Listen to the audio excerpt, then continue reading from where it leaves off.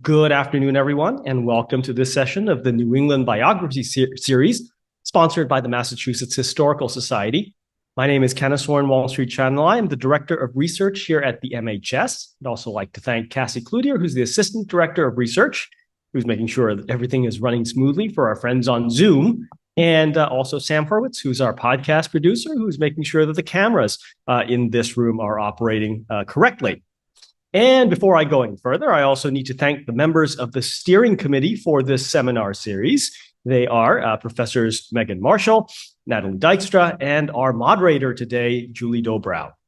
Thank you for bringing important conversations to the MHS. The New England Biography Series is part of a lineup of programs organized by the research department here at the MHS. Most of the sessions in the other 6 seminars revolve around works in progress. This one, however, is different in that it generally revolves around works that have already been completed.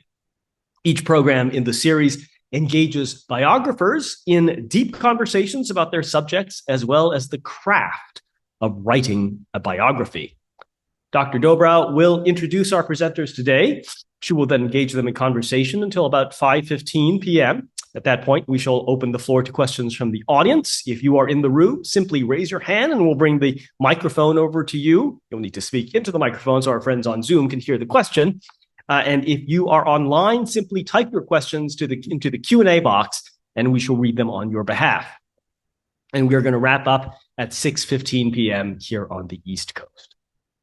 It is my pleasure to introduce Julie Dobrow, who is the director of the Center for Disciplinary Studies at Tufts University, where she also holds faculty positions in the Elliott Pearson Department of Child Study and Human Development, the Film and Media Studies program, and the Civic Studies program.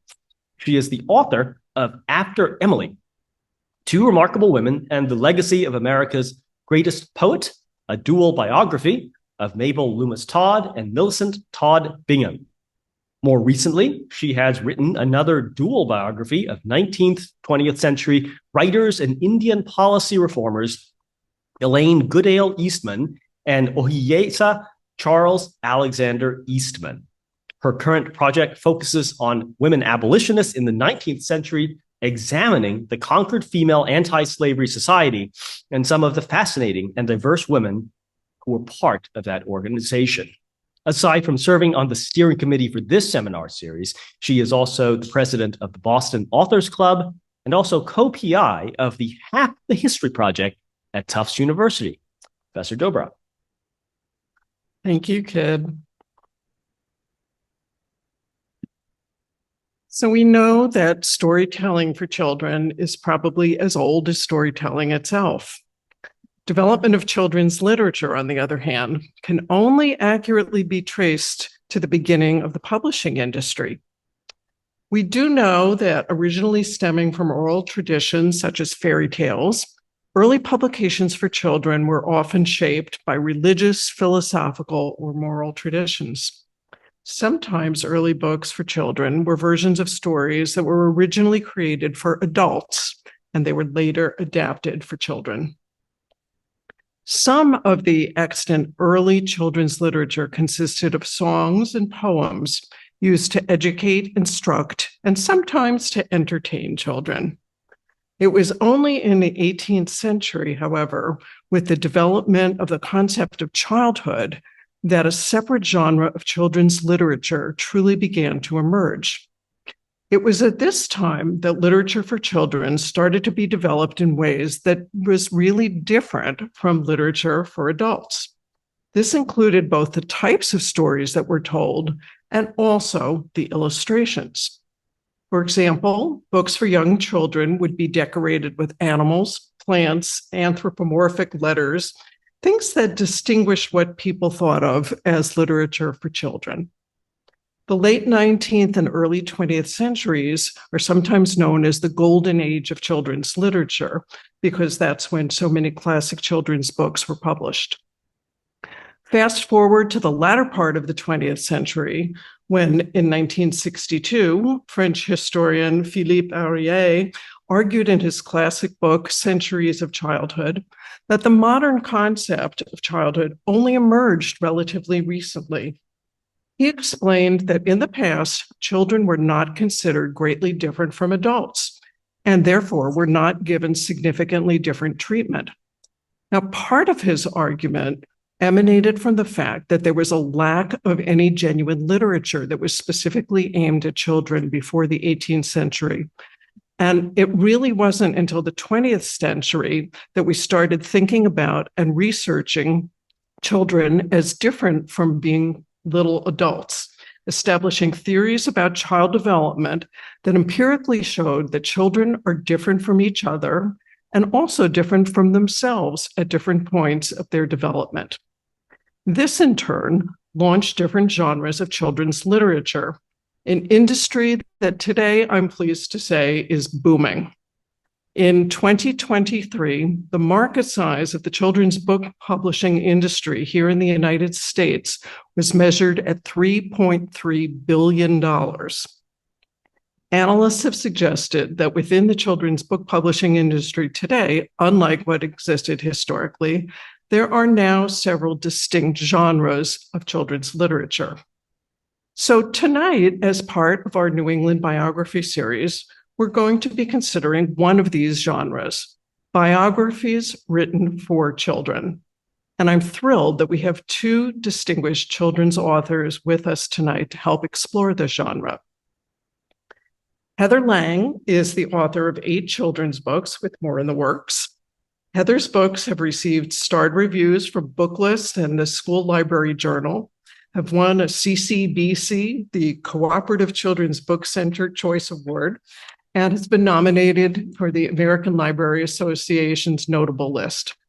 Several of her books focus on the lives of real women who've done interesting and sometimes pretty non-traditional things, and women who have overcome significant obstacles, like Margaret Lohman, who has researched canopy ecology in the Amazon, or Ruth Law, a pioneering female aviator in the early part of the 20th century.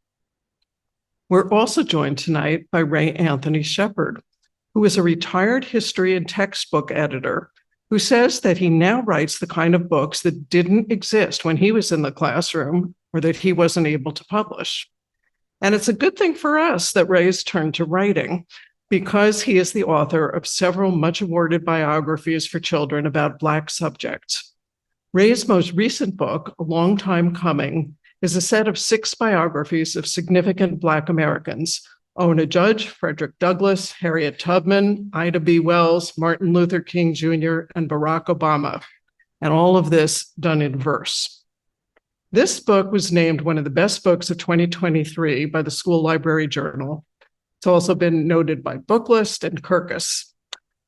Ray has also written Runaway, The Daring Escape of Ona Judge, which was published in 2021, and Now or Never, the story of the 54th Massachusetts Infantry's War to End Slavery, which came out in 2017.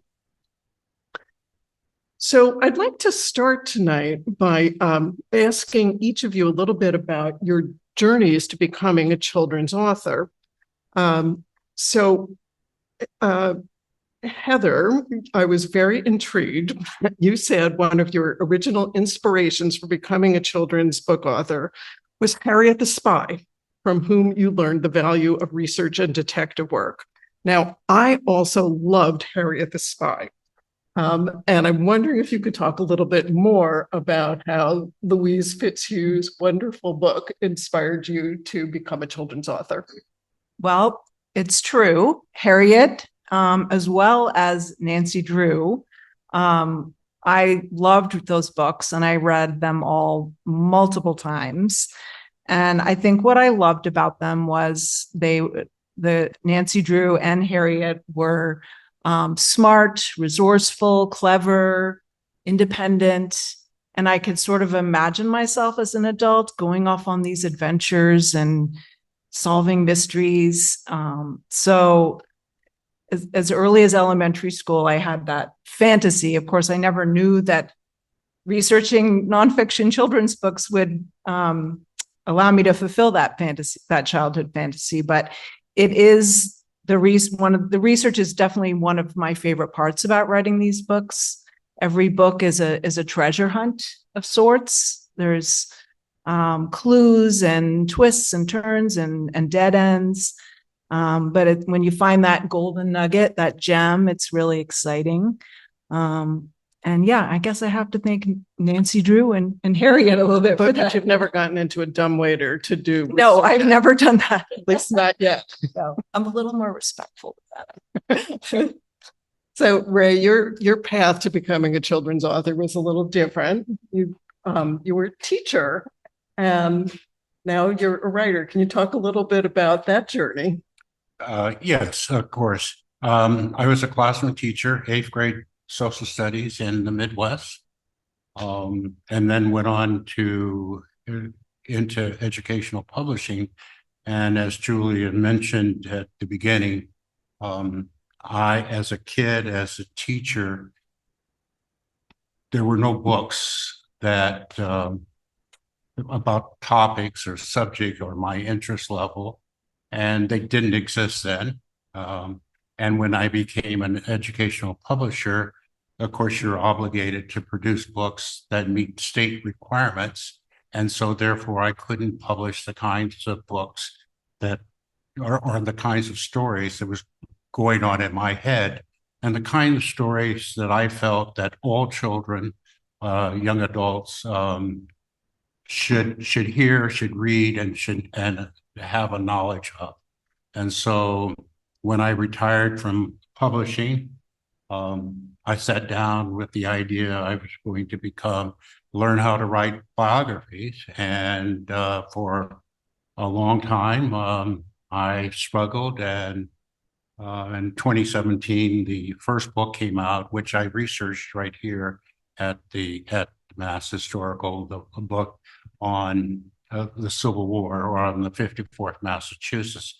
And what I try to do, and I'm going to be a little long-winded here, but stop me if I go on too long. But what I try to do is tell familiar or old stories in a new way. So everyone, not everybody. So the traditional story of the 54th is best known through the movie Glory, which stops at the death of Robert Shaw, except the 54th Regiment continued to fight to the end of the war. And I set out to tell the story that 75% of Black men of military age participated in the Civil War, in the North, from the North, participated in the Civil War. The 54th Regiment fought for 18 months without pay. And that's the story that I wanted to tell, the story that they fought two wars. They fought against the Confederates, and they fought against their own government, in terms of pay, in terms of uniform, in terms of treatment, in terms of healthcare, and in terms of how they were treated after the war. So those are the kinds, that's the way, when I say old stories told in a new way, that was what I tried to do. And with the last two books, On a Judge and this particular book, A Long Time Coming, I'm telling the story from a Black perspective, but I'm using verse or attempting to tell it in a lyrical way in addition to the content difference. Great. So I want to ask a sort of view from 50,000 feet type of question now. Mm-hmm. Why do each of you think that biography is important for children? A lot of reasons. First of all, they introduce kids to very important role models. They share stories about ordinary people who've accomplished extraordinary things through passion, determination, perseverance. They teach kids that failure and obstacles that's just part of the journey, and it's important to embrace those things and not run away from them. And I think we stand on the backs of the people that have come before us, and the progress that they've made, and biographies show that very well. And I think the importance of showing that progress is to give kids hope and inspiration for the future. Those are some of the things. There's a lot of things. You know, as Heather was speaking, I was nodding my head because indeed, that's the way I see biographies, how young readers, the reason why young readers are attracted to biographies. And as a biographer, what you attempt to do, you want to show heroes that are human. And that's very important. And so what I do in my book, particularly this book, I spend more time on their founding years than I do in their adult years as a way of showing these people that you are introduced to you in textbooks as Frederick Douglass or Obama or Martin Luther King, talking about how their childhood and how their childhood shaped their adult mission. So that's for example, to understand a way to understand Martin Luther King is to understand that here's this bright 14-year-old who travels 90 miles from his home to deliver in a speaking contest, and he wins, and his talk is on the Constitution and glory of America. And on the bus back, he's made to stand because there are not enough room for whites, so he has to stand for 90 miles. So you can start to see how he's shaped and how it played an important part. But the main thing is to show young readers, young lives, heroic lives in which at the beginning, they are very ordinary. They're ordinary people. Well, you could not have provided me with a more perfect segue to my next question. One thing that I know I've wrestled with in biographies for adults about adult subjects is just how much to go into their childhood. Of course, as a professor of child development, I firmly believe that someone's childhood relationship with their parents and their siblings are really important and formative events. And sometimes I've actually found myself arguing with my editors about how much of somebody's childhood I could include.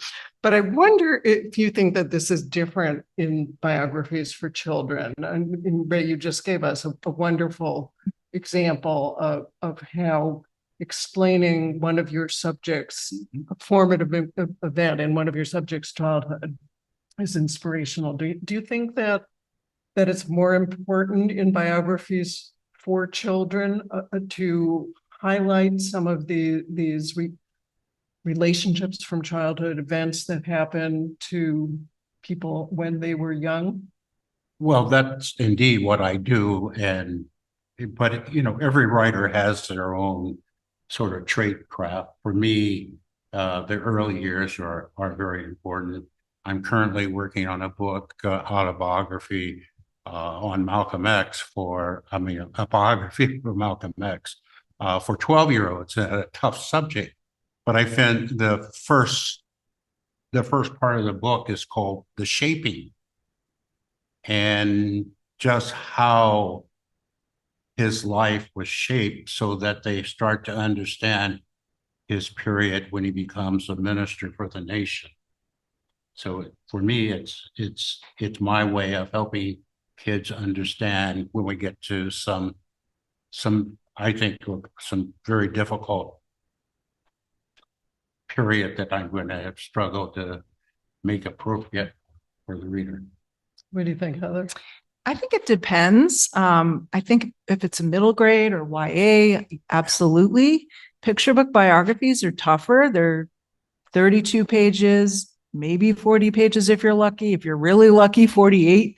But they're not very long. And so to start at childhood, and it depends on when the accomplishment was that the person had, And so you could do like a, cradle to grave story or a really long part of that person's life, or you may just want to focus on a much shorter period of life or a moment or a time of an accomplishment. Like my book, Fearless Flyer, focuses on Ruth Law's record-breaking long-distance flight from Chicago to New York City, and it doesn't go into her childhood. But if you can, I do like to incorporate childhood when I can, if it works in the story, but it really does depend. And I don't think, chronology is necessarily required structure. Like you don't have to go birth to death. You can focus on a moment in time, something longer. There's some books, actually, there's a really great book called Before She Was Harriet. I don't know if you've seen that, Ray, by Lisa Klein Ransom, which starts when Harriet Tubman is an old woman and goes backwards. And like this book starts in an important moment of action and then circles back and looks at her Meg Lauman's childhood pretty quickly. And then, comes back together where it starts, and it's sort of like a letter E is what it's called, an E structure. And then goes forward, and it does cover a pretty large part of her life, but this is a 48-page book. I was kind of lucky on this one. So sometimes it works with picture books, sometimes not. Let's spend a little time talking about how you decide on your subjects.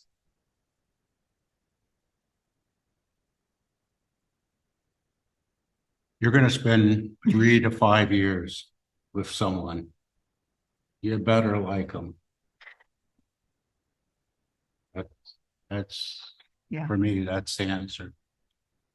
Yeah, for me, most of my books are about women from history, and there are many untold stories about trailblazing women. So how do I choose? I guess I have to have a strong connection both to the person I'm writing about and the topic. So in the case of this book, The Leaf Detective, which is about Meg Lauman, she's a tree canopy scientist. She was one of the first people to get up into the treetops and discover all the biodiversity up there. My connection to the topic was I'm passionate about our natural world, and really nothing sparks my curiosity more. So passion, curiosity, fear. I'm worried about what's happening to our natural world.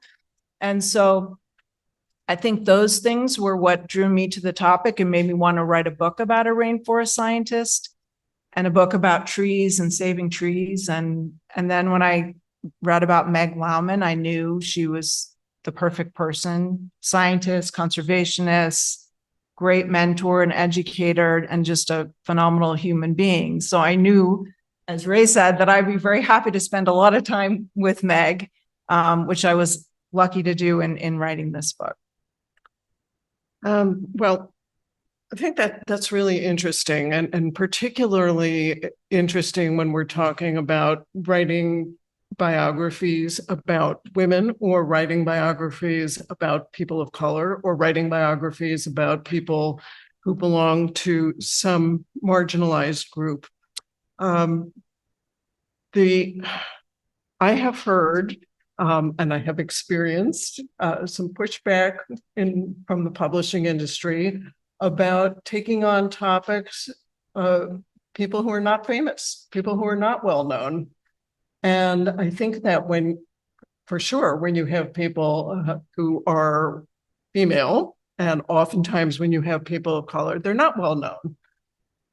So I wonder how you have dealt with that in your lives. I mean, we've certainly tried in our Half the History project at Tufts to center the stories of women, particularly women whose stories are not told or have only been partially told.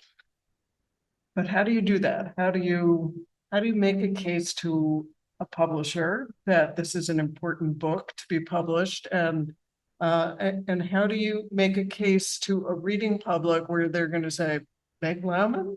Who's that? Why should I read this book? I actually have been really lucky. My editor, Carolyn Yoder at Calkins Creek, loves untold stories. So that part isn't a problem for me. And I think it's true for a lot of publishers now. The biography market is a little bit flooded now. When I started out, my first book came out in 2012. There really weren't that many. But since then, there have been a lot of great biographies. The market is, and it's harder to sell a picture book biography now. But yeah, I guess I haven't had the resistance to it. In terms of readers, I think readers get excited about the topic as much as the person. So if you're writing about an interesting topic as well as an interesting person, or if it's presented in an interesting way, or if the themes of the book are themes that they can connect to, then that's another way to attract readers. Heather and I share the same editor on some of the books. So the editor is very receptive to, I have found her to be very receptive to the ideas that I have. But also, no one's heard of Alexander Stevens or James Gooding, the two subjects in my first book, Now or Never, about the 54th Regiment.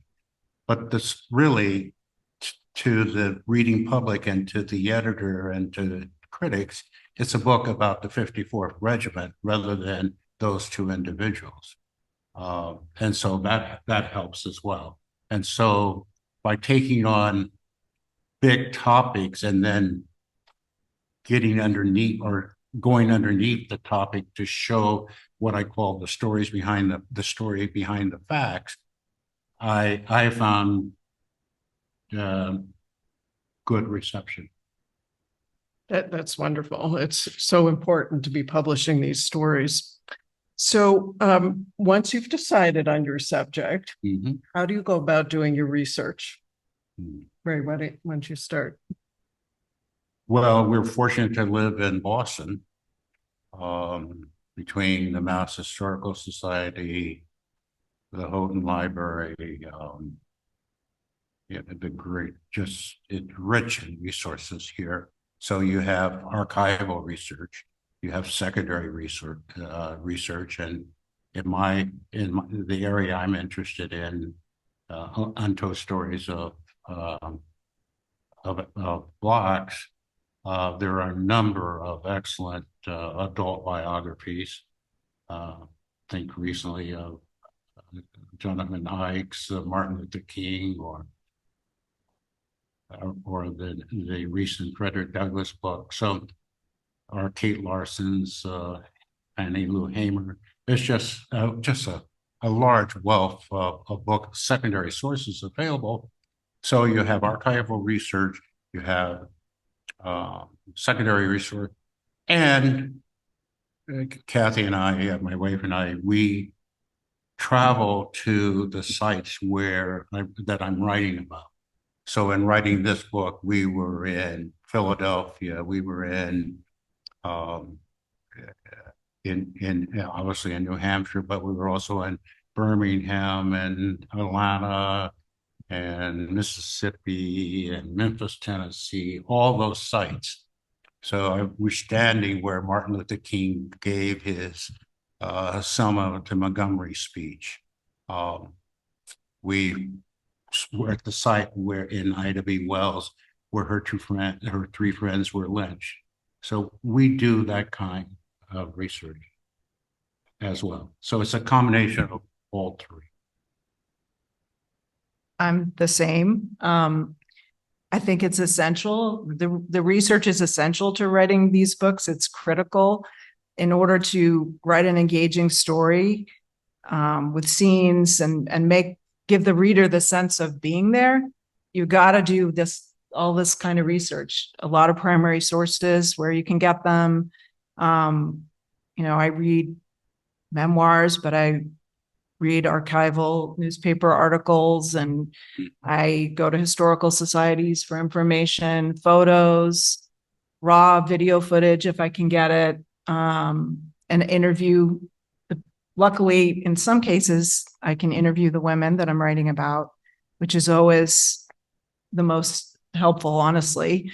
And for this book, I went to the Amazon rainforest with Meg Lauman. And so I was able to shadow her, see her doing her work, and experience the rainforest, because really experiencing it and being there that allowed me to really bring the story to life in a different way, because I've got all those rich details that I need. So I've gone swimming with sharks for my book about Eugenie Clark. I've gone paragliding for my book about Ruth Law. I just a few years ago went to Madagascar for a book that's coming out soon with a lemur scientist. So I've been fortunate enough to do all these amazing, it's what really excites me initially about writing a book is, what research can I do for this book? So, yeah, and I think it's essential in order to be able to write the scenes in an engaging way and make the reader feel like they're there. Yeah. So one of the things I'm intrigued about is that both of you have written about some people who are still alive and some people who are not.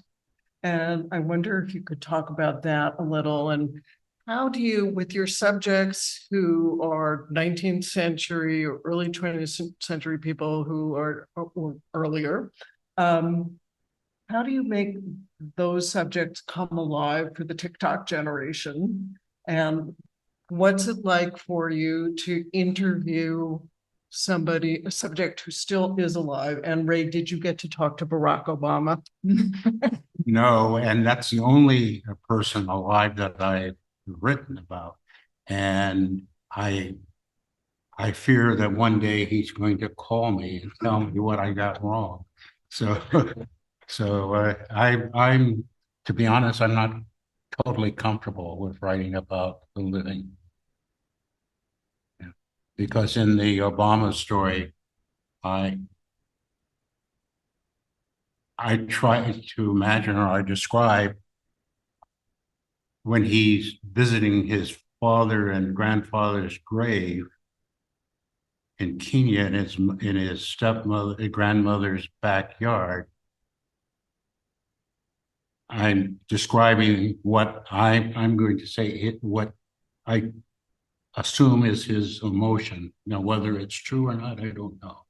But I think I came close to it. But I worry that one day I'm going to get a call and tell me how I got it wrong. Maybe you'll get to do a sequel. Yeah, maybe so. But well, how about with the book on the 54th Massachusetts Regiment? So here you have subjects no longer with us, and right.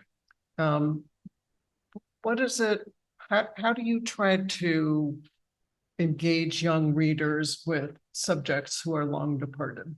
It's just on how you tell the story. Structure is very important to me, and you have to.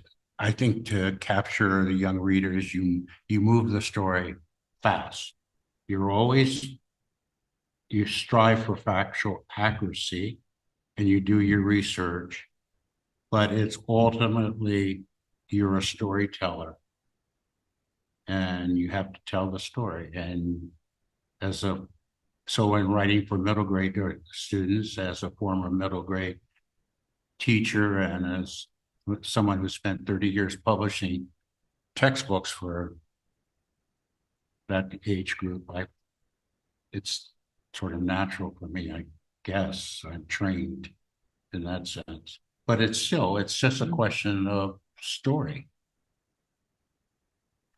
And, yeah, that's all. We tell stories. And how about with your subjects, Heather? I actually love writing about people that are still alive. So I'm kind of the opposite, because I can just get so many more details. And maybe it's because these are picture book biographies. In some of them, I incorporate quotes from the people that I'm writing about, because I want to tell their story. And when I use their quotes, it helps because they're essentially telling their own story through those quotes.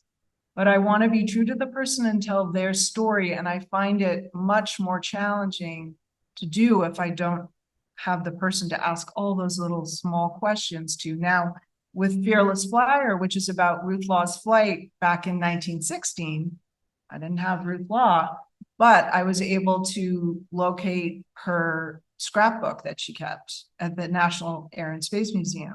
It's this enormous, huge book. You've never seen such a big scrapbook, full of newspaper articles, letters, photos, ribbons, mementos that she had kept all those years of her flying escapades. And I had so much information there. So it was like I had Ruth Law there.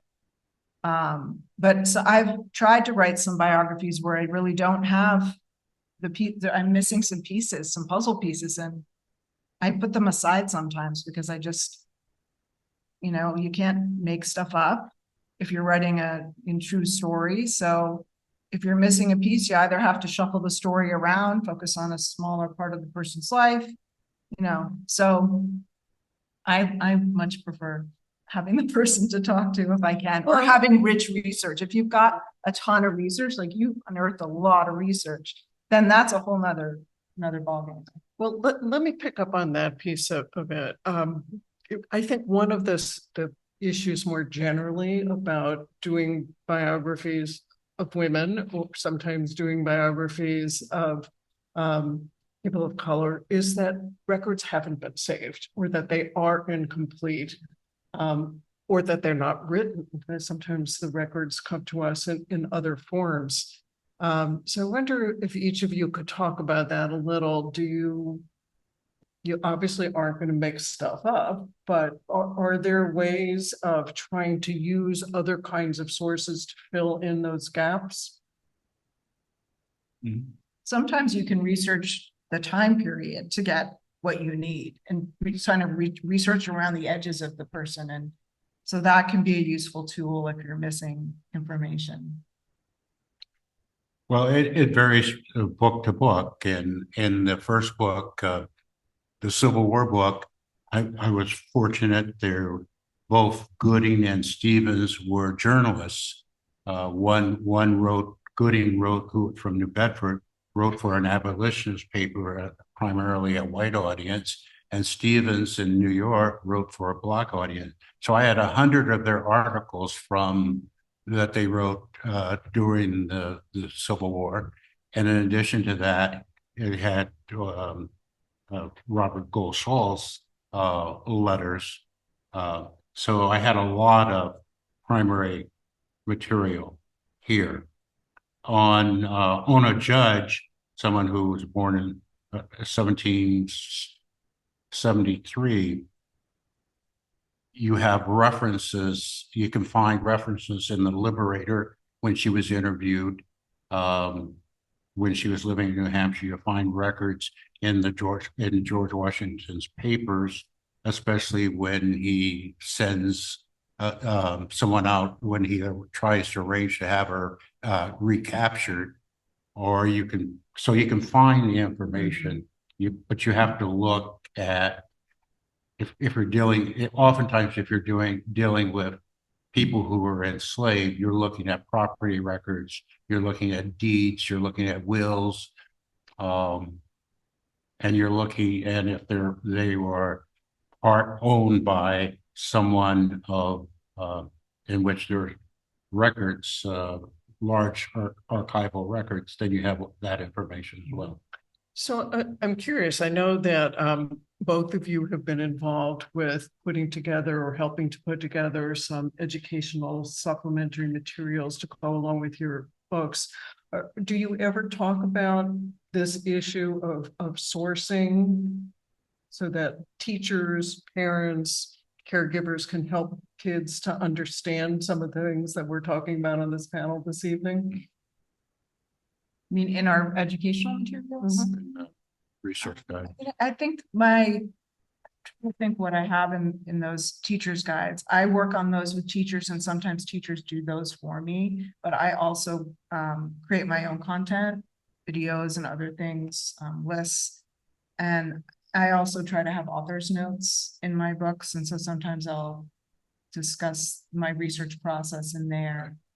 But yeah, so like with Lost Scrapbook, for example, and that source material is on my website. And is that what, does that answer your question? Yeah. And as a former history teacher. Right. And school book publisher. So my resource guides are there to help teachers and parents understand the book and to help them work with younger readers with the book. So therefore, and then I will also have information on sometimes the topics are super sensitive and will be challenged. It could be challenging in a classroom, like the use of the N-word from quotes.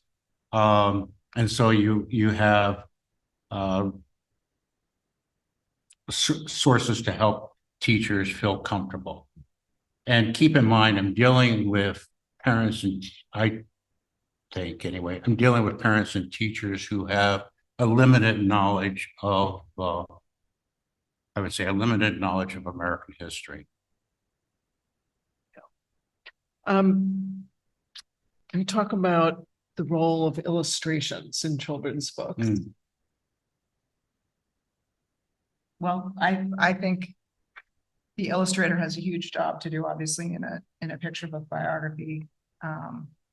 They're telling the story too. And most people think, oh, as the author, you get to work with the illustrator, and it's in my experience and most people's experience isn't true. I do include illustration notes in some cases, but the idea is to really keep the illustrator separate from the author so they have their own creative independence. And as I'm writing, I'm envisioning the illustrations, and when they come back, they're not always what I think they're going to be, but sometimes they're way better than I think they're going to be. I do get to review the sketches. I review them mostly for accuracy. So, but I've been so lucky. I've had some amazing, amazing illustrators for my books, and they bring the story to life. They really do. Similar, my first book, I used photographs that I researched. Some came from here, some came from other sources. So I used those photographs in the Civil War book. In the last two books, the illustrators, writers do not pick their illustrator. I have never met the two illustrators that for the Ona Judge book or for this book. I've been exceptionally pleased with their work, and as Heather mentioned, they have a way of telling the story, and sometimes I'm so surprised by how they tell it. So I've been fortunate about the illustrators that have been chosen by the art director, and so it turns out that for this book, Gregory and I are both his line drawings both are up for or have been nominated for the Grateful American Award by the New York Historical Society, which we're anxiously waiting to find out since it comes with a pile of money. But in the application, he described the way in which he went about researching the book, and his research was as rigorous as my research. I agree. Yeah, the illustrators for these books have to do so much research. Right. I do collect a lot of photographs when I'm researching and create a Dropbox folder for whoever my illustrator is going to be. But they have to do their own research too. Well, let's talk about some of your books specifically. So I'm very curious, Ray, about A Long Time Coming, 6 short biographies in verse. Mm-hmm. Why did you talked about this a little bit, but maybe you can go into a little greater depth about why you chose to tell these stories in verse. Okay. Sometimes I don't know where I don't know where creative ideas come from. They're there in the morning or they're there late at night. I don't want to sound mystical, but it's a process that's best not to analyze, but to accept. I know I wanted to tell the story this is going to be if somebody said, you're going to tell 12-year-olds, you're going to give 12-year-olds a book about race over 200 years. The reaction is enough already, it's boring. So then if you're a storyteller, then the question is, how do you do that? And I will not say that this is written, these are poems, or this is not poetry. I like to describe it. I use the word lyrical, and by that I mean they're flash lines. That's best how I describe it. They're flash lines that are lyrical, attempting to be lyrical. They are quotes and they are facts. And for me, it's a way to reach out and grab the reader and pull the reader into the story and carry the reader through the story. So it was just a way to appeal to 12-year-olds. Heather, I have to ask you, as the mother of a daughter who went all the way through the Little League system, even to the point where she was the last girl who was still playing Little League, I have to ask you about your biography of Katherine Johnston and how you found her and why you found her to be a compelling subject. Well, I was a huge baseball fan myself. And so as my kids were going through, they played baseball and softball. My boys and girls, they all played. It brought back those days of Little League baseball and throwing balls with my dad in the backyard to practice. So it was really those memories that drew me to looking into writing a story about Katherine Johnston. And I really had no idea about the whole history of Little League baseball until I started looking into it. And I thought, wow, this is pretty compelling. And so that's what led me down that path. And of course, I'm lucky enough that she's alive. So I was able to meet with her and interview her. And when the book came out, we did some school visits together. So it ended up being a pretty special project. That's great. And Ray, I have to ask you also about your book on Ona Judge, whether you think that this book has new meanings today as conversations about reparations, including here in Boston, continue. Is this, it seems to me like this is a story that's more important to tell than ever. Yeah, well, there's two parts to the question, but I think, as I understand it. But again, I'm going to keep harping on, I try to be a storyteller. That's my primary interest. How can I tell a story that I think young readers will be interested in? So when I was visiting our daughter who was doing graduate work in Philadelphia, and we went to Independence Hall, and then we went to the physical site of where the president's house was, and there was a plaque or a poster about Ona Judge. This was before Eric Dunbar's book, so it was new information to me, and it's a story that I wanted to tell. And so I attempted to tell it in a picture book biography, and I had difficult in selling it until the Dunbar's book never came out, and then I found a publisher and it was published. But it's just something Heather said earlier about focusing on youth or the founding years. In this book, it's just one day in Ona Judge's life, the day she decides to escape. Here's someone who has been enslaved for 23 years. She's in Philadelphia. The Washingtons are about to retire, announces retirement. She's also been told by Martha that she's going to be given away to one of the granddaughters. And Ona makes this very brave decision to run away. And she gets eventually on a boat and sails to Portsmouth, New Hampshire. And it's just that day that I tell.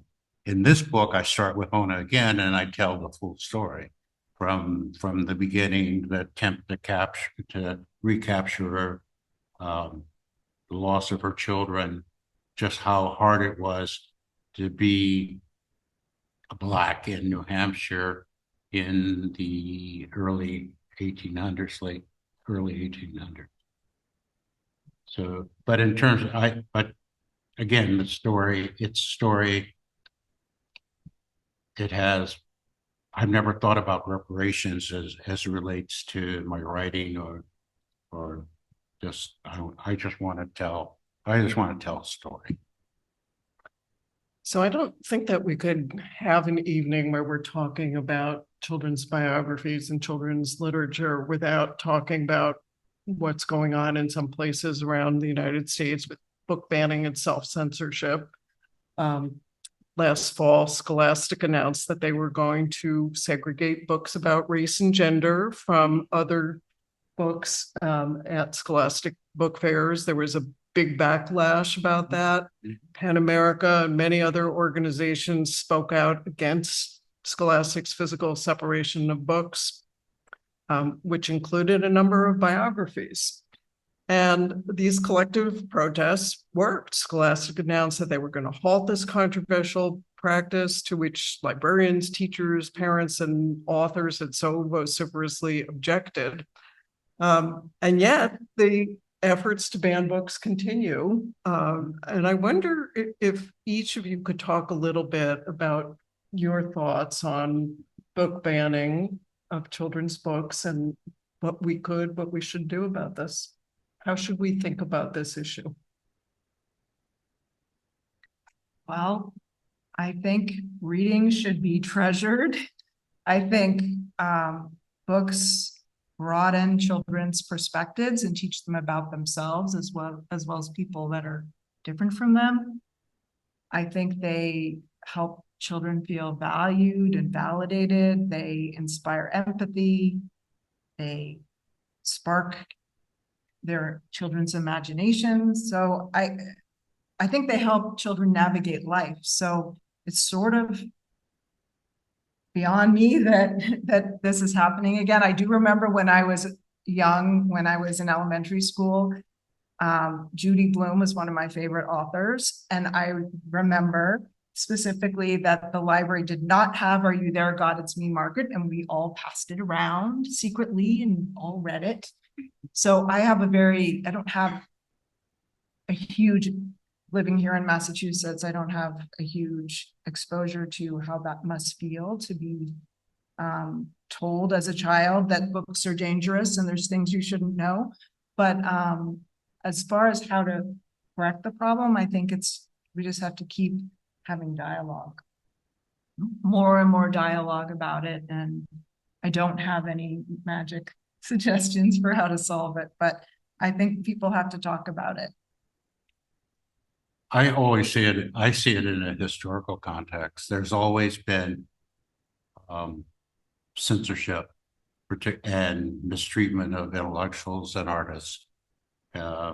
It's a characteristic hallmark of repressive society, whether that's in Cuba, China, India, Turkey, Russia. So it's not surprising that we see it here. And I think it will continue.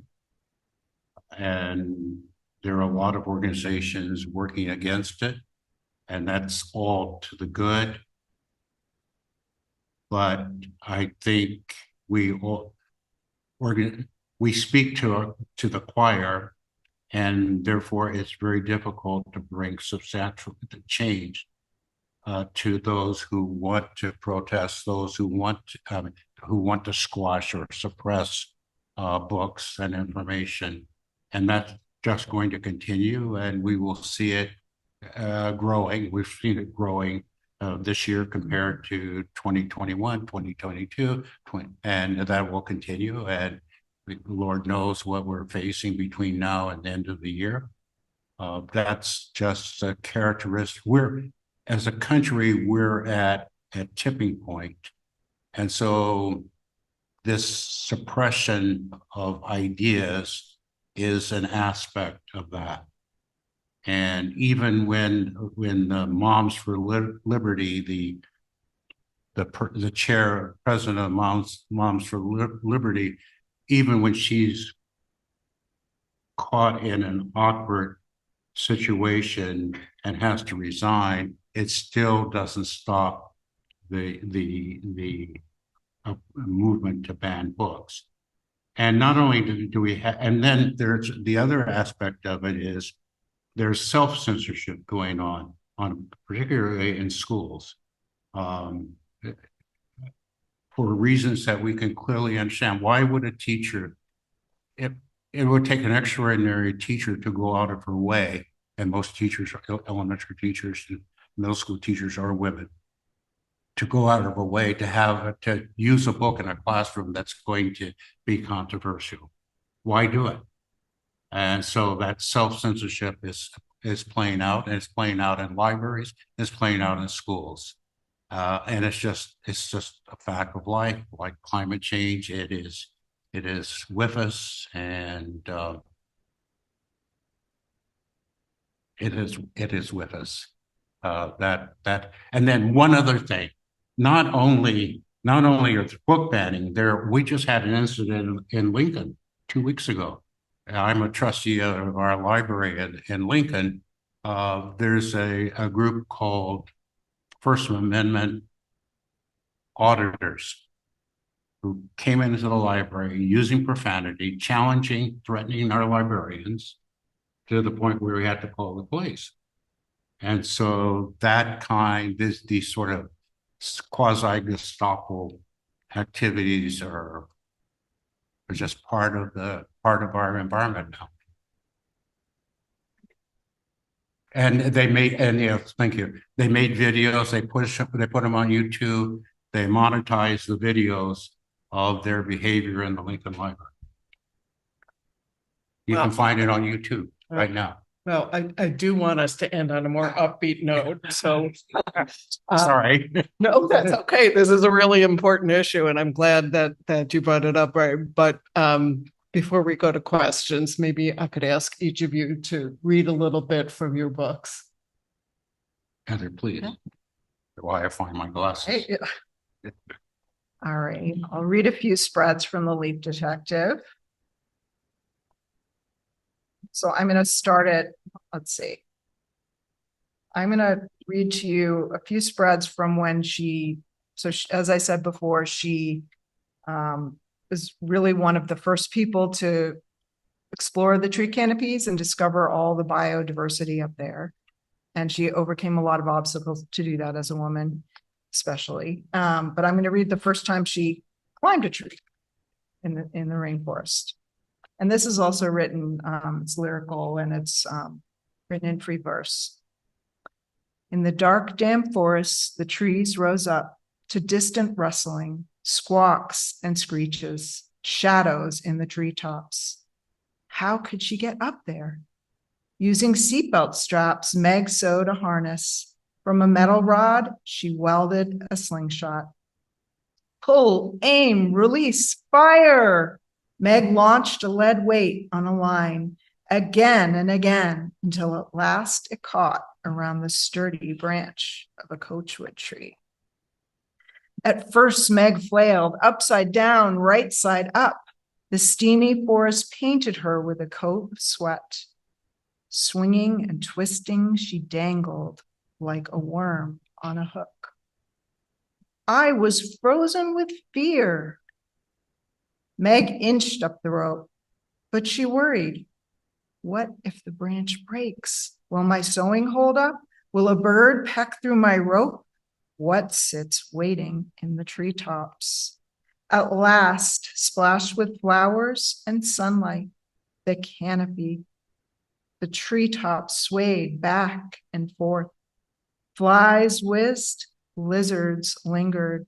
A black weevil sucked leaf juices. Sweat bees landed on her arm for a lick of salt. And the jungle's music danced all around her. From then on, I never looked back or down. I'll read one more page.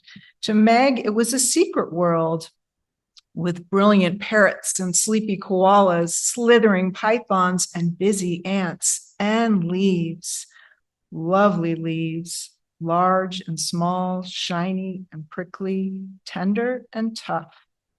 To scientists, it was a new frontier, mysterious and unexplored. And I'll show you this. It's one of my favorite spreads in the book. I love this.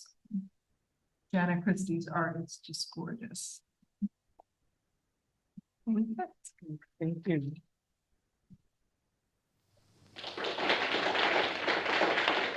Okay.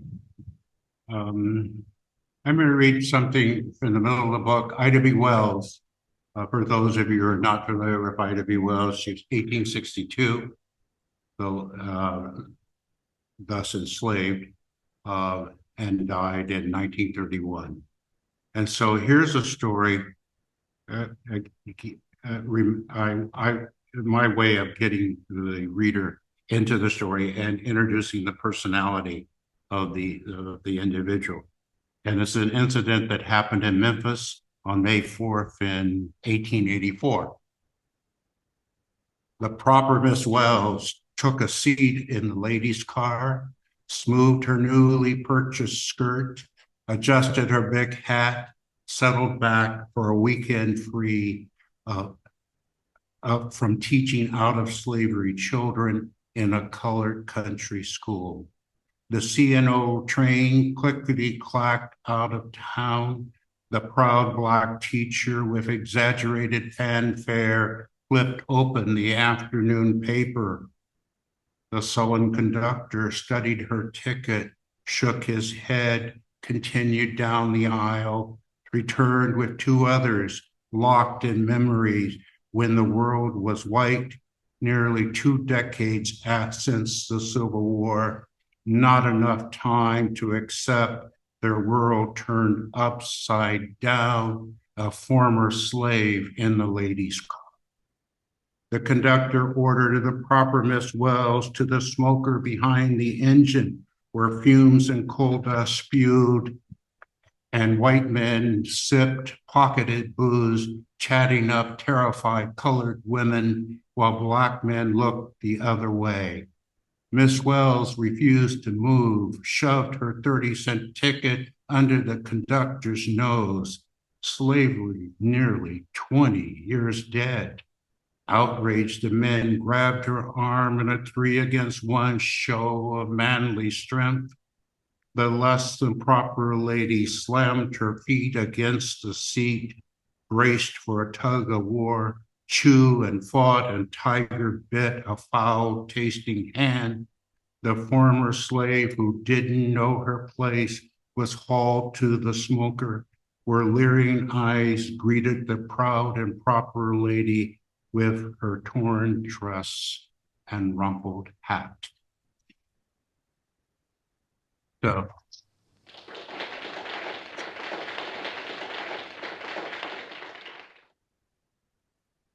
we're now happy to take questions from the audience. If you're online, simply type questions into the Q&A box and we'll read them out to you. Are there any questions from the room? We'll start here.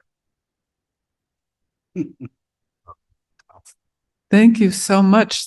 Julie, your questions were so helpful, and I just learned so much. And I have just maybe some reactions or recollections myself of children's biographies, and two different ones. I wonder if these are books that you might have encountered too when you were young. First, I did love a series or several kind of different series that were, young Amelia Earhart or young Johann Sebastian Bach, and that really were just confined to the childhood. I think the assumption being that people knew what Bach accomplished or what Amelia Earhart did, or even kids would. But I wonder if that's still a genre, just the childhood. I think there's a picture book about young Picasso that I remember my kids having, but that's one question. The other is, when I was 10, I think there was a reading program that was piloted in my school and probably many other public schools called SRA. I don't know if you're familiar with that, which had these sort of graded reading, you were supposed to be tested, and what was but the reading selections were kind of brief, but there were wonderful biographies in those. And this was 1964 or something like that. I remember reading about Mary McLeod Bethune, someone I'd never heard of and never would have heard of without this SRA, which seemed to me kind of, corporate, but it also did seem to have a kind of civil rights message to it. And I wondered if, Ray, you had any experience with the SRA, whether it actually was a good thing or not. I mean, I know about it only as a publishing company, and that's the extent of my knowledge. In terms of your first question, I'm not aware of any biographies. I'm sure there must be, but not of a series that focuses on just the young age of me. Right. Right. Right. Right. What we have now, that's not.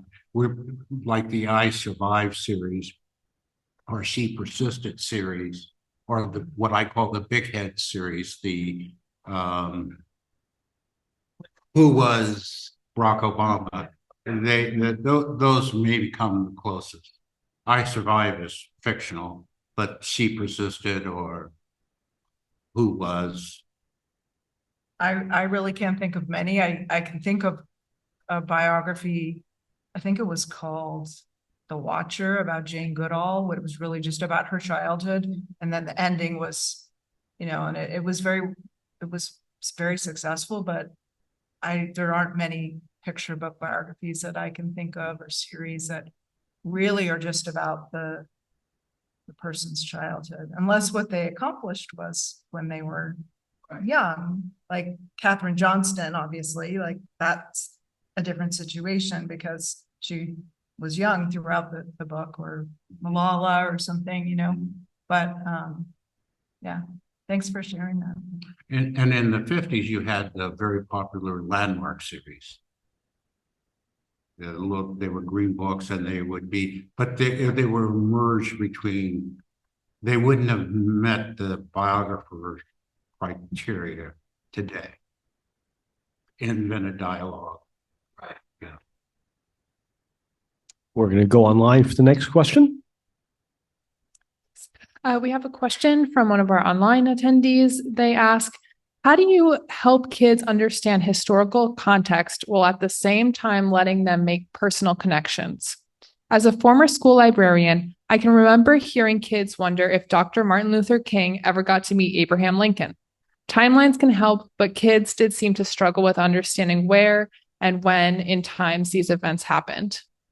I've observed, I've been in a classroom where I have observed kids asking, what did Martin Luther King do in the Civil War? Where there's a confusion between civil rights and Civil War. So time, context. So as a writer, as a storyteller, you try to create that context, but it can be confusing. to kids, because there's today and there's that thousands of years where everything is a salad. I think a lot of picture book biographies have great back matter that supports. So your question, like with timelines, I know I have a timeline in Anybody's Game, and I think those are really valuable. Depending on the book, they can be very valuable and can help with some of that. But it's true, you don't want to bog down your narrative with all these dates and things like that, because you do want the child to connect, and that's one of the great things about biographies today is they don't do that. The narrative moves along really nicely, most biographies today. So you only have 48 pages if you're lucky. Right, 48 pages if you're very And I do the same with timelines in the books, but also in the educational resources that are on my website. And then I was looking at this book, and on each page I have the date and the location. So, and part of the subheading, so I don't have to cover it in the narrative. Could you share some insight or advice on how to find your personal voice when telling and writing other people's stories?